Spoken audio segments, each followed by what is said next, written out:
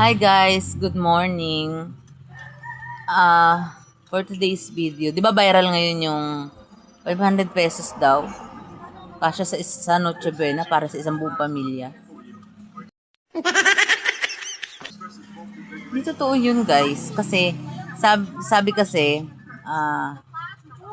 spaghetti, ham, at saka macaroni salad worth 500 pesos.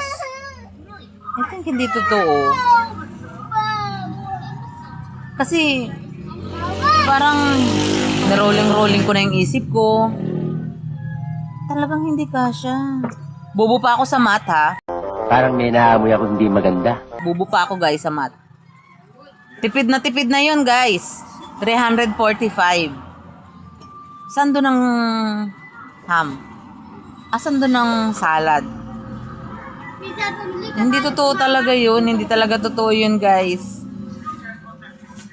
Hinahamon ko talaga yung nagsabing 500 pesos kasya sa Noche Buena. Talagang hindi totoo yun. Comment nga kayo guys kung totoo yun.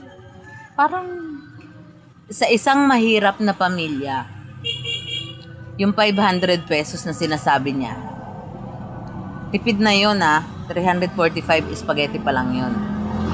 What if bibili ka pa ng macaroni salad? Yun ang sabi may ham pa.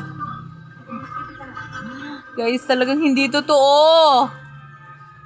Kwento, drawing, pwede. 500 pesos, drawing guys. Ako mismo, magdo-drawing. May isang plato ka na spaghetti, drawing yon.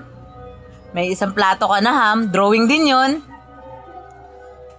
At may isang bowl ng macaroni salad, drawing din yun. Birthday na yun tayo.